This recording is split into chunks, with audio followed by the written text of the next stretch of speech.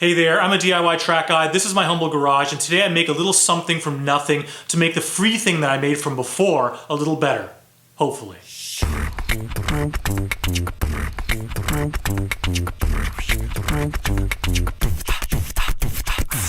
This is a lower rad support from an NA Miata, and its job in life is to support a radiator in a Miata. I replaced my stock NA rad with an aluminum one from an NB for reasons. Install videos here. I had to replace these with NB specific ones that I got out of a parts car, so these are basically scrap. Now when I was working on removing foam from the stock seats in a process called a foamectomy, video here, I noticed that on the driver's seat my lower bolsters had collapsed. What I really want is a set of these Paco Motorsports seat bolster metal brace things, but I'm also cheap, so I was thinking something like this could be repurposed to do a similar job. Obviously these things come in pairs and we're working on the right one, so with an angle grinder we're going to cut off this hook and this welded nut.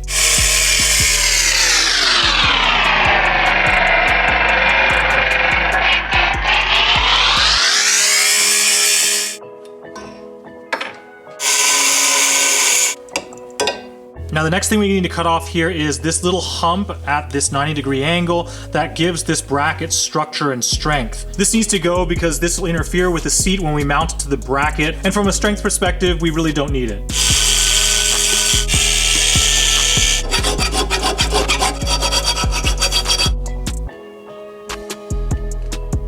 And here we are with the driver's seat, and I think you know what we're doing here. We're going to take this, put it onto the side bolster like this, squeeze it in, and try to match it up with the bolt that goes through the seat rail into the seat.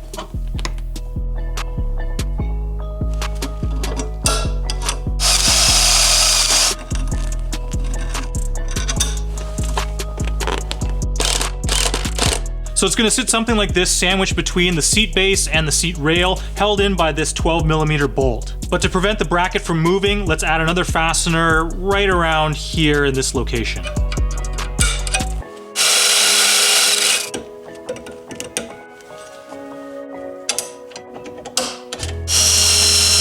Let's just give this a coat of paint and get this bolted up onto the seat. Now that the brackets are ready, let's mount it to the seat rail. This pop rivet's going to go in here. And again, this rivet's not meant for a structural support. It's simply to hold the bracket in place to prevent it from rotating. There we go.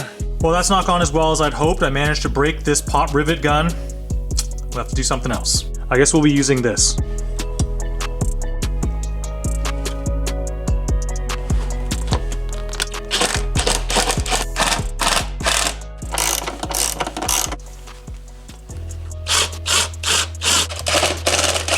So here we are with the outboard bracket, and you can see that it's at a jankiness level of 11. It is doing what we hoped, pushing the bolster in and up, providing a little bit more support up here, especially since this was collapsed. And as a bonus, now we have somewhere to mount a cup holder. And this is the inboard bolster bracket, and it's at a little bit of an angle, more so than the outboard, but it's providing support to the bolster, pushing it up and in, so I don't think it's going to get any better than this. Last thing I did here was trim off the corner of the bracket because it was sticking out a little bit too far. Obviously I didn't do a very good job, as you can see here. And while I was at it on the inboard bracket, I also trimmed off a little bit.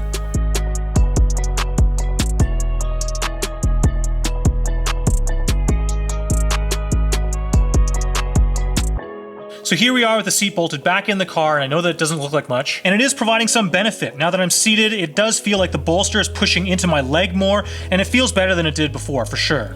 And with that, that's all for the Mostly Useless Garage. For the low price of some scrap metal, spray paint, and my time, I think we successfully leveled up that foamectomy. A little.